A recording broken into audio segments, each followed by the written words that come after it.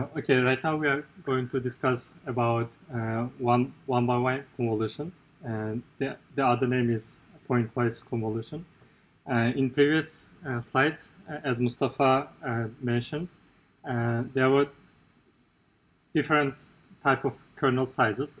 In Alexander, it was 11 by 11, and in VGG, it was 3 by 3. The main idea was to capture the more local informations by using 3 by 3 convolutions. And in pointwise convolution, you can further decrease the kernel size, special size of kernels to 1 point. This is kind of tricky thing. It's not kind of, so this, since the pointwise convolution doesn't have special dimension, it's not exactly convolution, but you make the operations just in convolution operation. And the idea was first proposed in network paper. It was 2013's paper, and the main idea was to use very tiny network in between two layers. For example, in AlexNet, we have convolution 1 and convolution 2 layers. And the network is proposed to use very tiny network in between these two convolution layers. And they use multi-layer perceptron. That means they use dense layer. It's kind of full connected layer. The idea was to capture the so as you see here, this is the standard convolution layers. This is the first tensor, this is the output tensor. And they use the very tiny network in between these two tensors. The tiny network was fully connected, or you can say dense network, dense connections. And the idea was to discriminate the local patches better by using this tiny network here. And also cross-channel pooling can be achieved by using this tiny network in between two layers. And what we mean by cross-channel pooling, we mean to weight the channels, to combine the channels in weighted sum manner, and learn more complex features between the channels, not between special dimensions, but learn more complex interactions of channels in between, like different channels. And yeah, so what kind of advantages does one pointwise convolution have? The first thing is it adds some nonlinearity in our network, nonlinearity in channel dimension, not in special dimension. And another point is feature pooling. Basically, the thing is like combining the channels, and these are what kind of advantages does it have? And the first is adding nonlinearity. The second one is the pooling the features. Or you can shrink the number of channels, or you can expand the number of channels also. But one by one convolution is mostly used to shrink the channels, not expanding the channels. It doesn't care about special information. And another thing is it can be an alternative for fully connected layer. Because fully connected layer only have one neuron, I mean multiple neurons, no special dimension. And so one by one convolution doesn't have any special dimension. It has only neurons, but it is kind of 1 by 1 times number of neurons filter. And here's the graph of 1 by 1 convolution. Let's assume we have 6 by 6 special dimension of tensor and 32 channels. And if we apply 1 by 1 convolution, that means 1 by 1 by 32 by 16. So this 32 should be the same with the input tensor's channel, number of channel, as you already know. And this 16 is the desired output tensor's channel number. So when we apply this tensor, when we convolve this tensor over this input tensor, we got exactly the same spatial dimension as 6 by 6 and get this 16 channels. That means by doing this operation, we somehow combined this all 32 channels into 16 channels, and this can be thought as nonlinearity and kind of combining channels and like making pooling operation in channel dimension. So by doing one-by-one convolution, we mostly decreasing the number of computations. Basically, if you have n by n convolution, you would have n square computation, because if you have 5 by 5 kernel size, you would do 25 multiplication and 1 addition computation while convolving over the input tensor. But if you have one-by-one convolution, you would only have 1 multiplication and 1 addition. That's why the number of computation would be decreased if you use one-by-one convolution.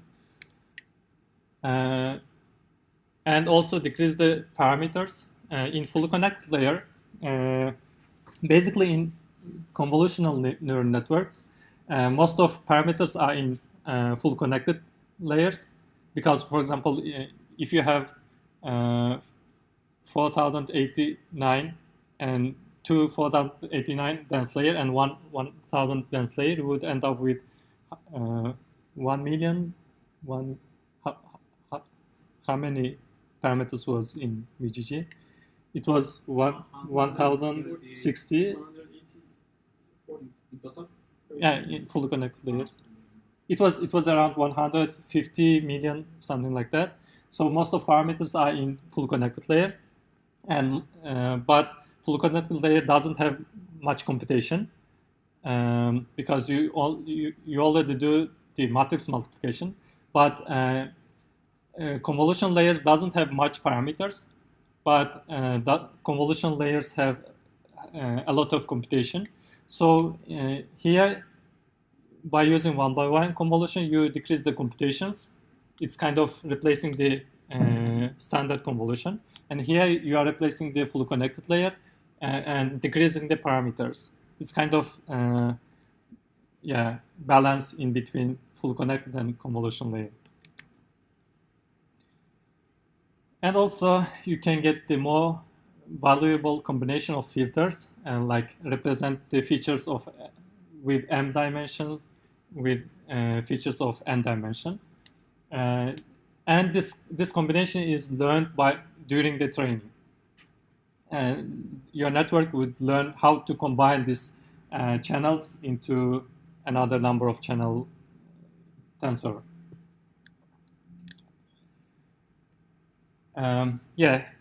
Let's go through Inception module. So Inception module, basically the main idea was in CNN architecture design, you would have a lot of choices to design your network. For example, the first thing is how many layers would your network can have.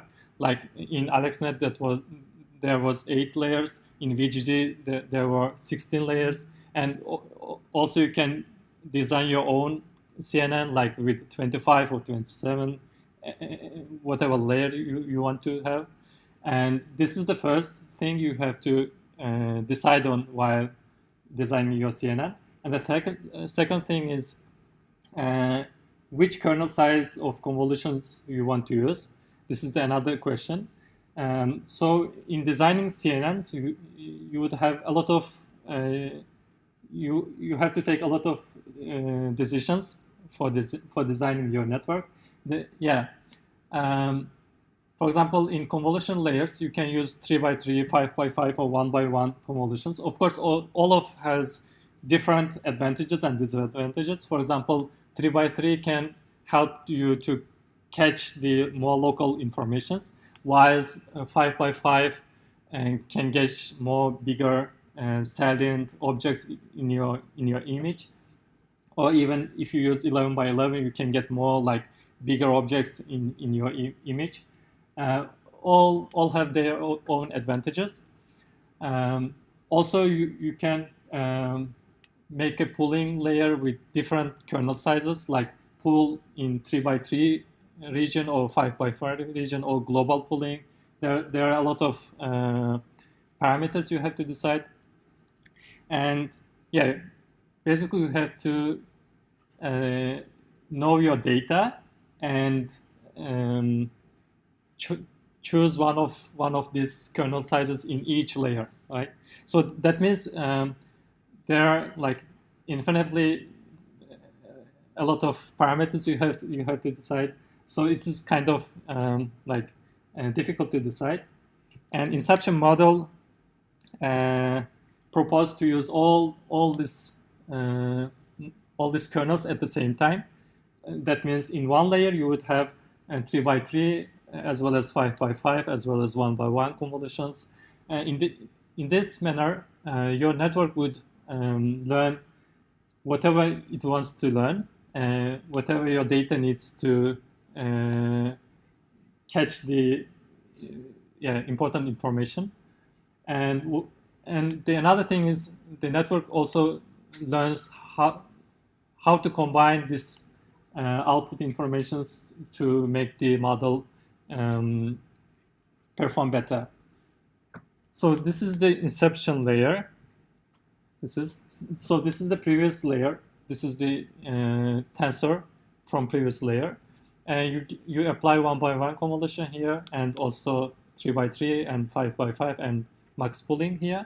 And then after doing this, you just concatenate the all these output tensors in channel dimension.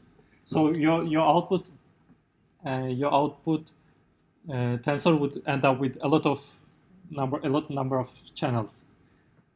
But the idea is to apply different kernel sizes at the same time, and to be able to cache the informations, cache the salient objects in your image. So basically, GoogleNet and InceptionNet is proposed in the same paper. So GoogleNet is kind of evolution of Inception network, and they make more contribution. So basically, let's take a look at the number of computations in Inception layer. So when you apply 5 by 5 convolution, and let's assume you have the input tensor of 28 by 28, and if you apply 5 by 5 with 192 channels, you would end up with 120 million computations. This is not parameter. Please note, this is I'm talking about computation, number of computations. And if you apply 3 by 3, your computation is it depends on the output tensors channel, and it is in Inception model. If you apply 3 by 3 with 128 channels, I mean the output tensor with 128 channels, it would be 170 million, and for 1 by 1 convolution, that would be 10 millions. In total, one Inception module have 300 million computations. This is not parameter again. Let me note. And so GoogleNet proposed to use bottleneck layer. That means you can apply 1 by 1 convolution before doing all this stuff. For example, if you have this input tensor, like 28 by 28 and with 182 channels, you can apply 1 by 1 convolution and decrease the number of channels. Okay, if you might remember, in previous slides, we were talking about 1 by 1 convolution to decrease the number of channels. Or, of course, you can increase the number of channels by 1 by 1 convolution, but in bottleneck layer, they use they used to decrease the number of channels to decrease the total computations here, because all computations depends on these numbers, this one. If you decrease this one, the overall computation would be decreased drastically, right? So the main idea of GoogleNet was to decrease the input tensors channel numbers. For example, this is the bottleneck layer. So first you apply 1 by 1 convolution here, and then 5 by 5. So we are going to compare this one and this one. So it was 120 million computations in standard Inception model. And if you apply bottleneck layer, you decrease the number of channels to 32. That means 2.4 million computations here, and again 10 million computations here. That in total it would end up with 12.4 million computations. And you can compare this one with this one, right? So you decrease the number of computations around 10 times by using bottleneck layer. So this is the main contribution of 1 by 1 convolution operation. Any questions so far? Okay, this was the Inception module, and in GoogleNet, and they applied 1 by 1 convolution here before each operation. For example, before 3 by 3, they applied 1 by 1 convolution and then applied 3 by 3. By doing this, they decreased the number of channels.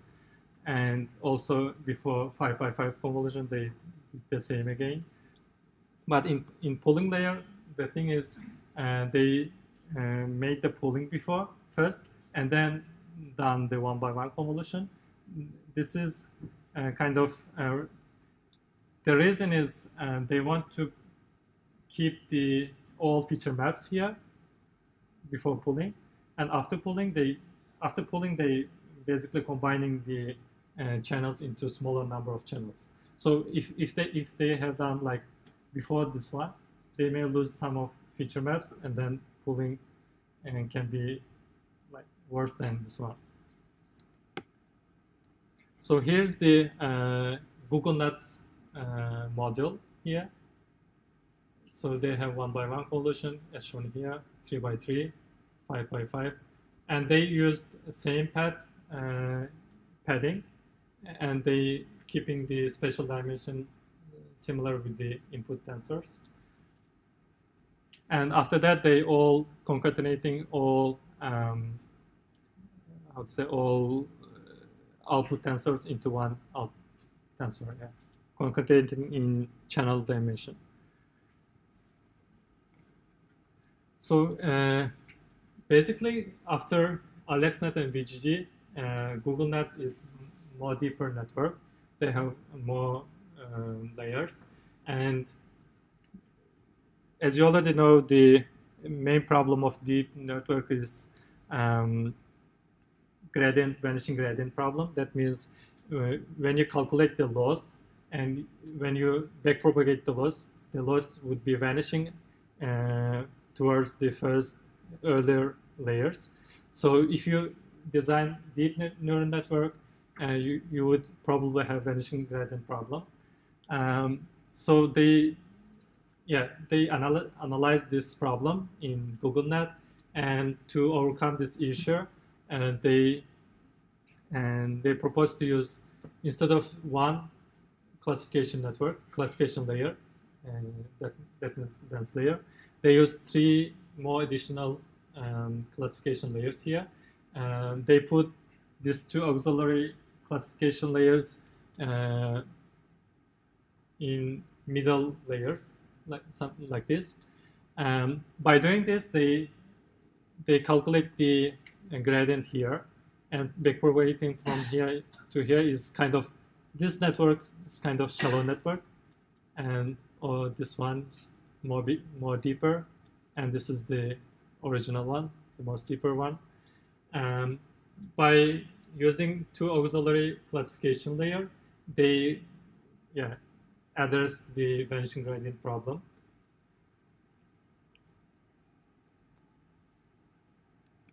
And this is the next evolution of Inception networks, Inception version 2. Basically, the Inception has version 4. I don't know if version 5 exists or not. But today we are going to talk about version 1 and version 2. In version 2, so this was the GoogleNet. GoogleNet is the, you can say, as Inception version 1. This is the GoogleNet module, and they used representation bottleneck by convolving by one convolution. But the problem is loss of information. When you decrease the number of feature maps, you mostly use informations. Can I ask a question?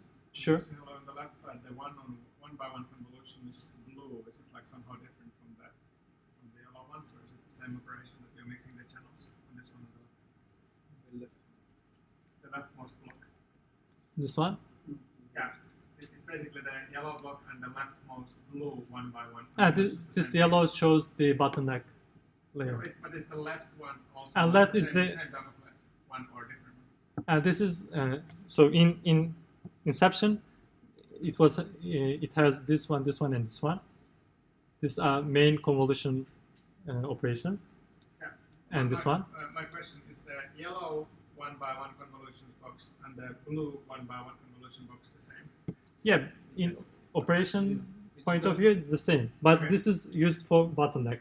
Okay. And this is just standard convolution. Yeah. Basically, it's the same, Yeah.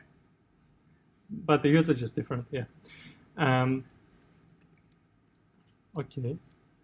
And so we mentioned that this GoogleNet, by applying the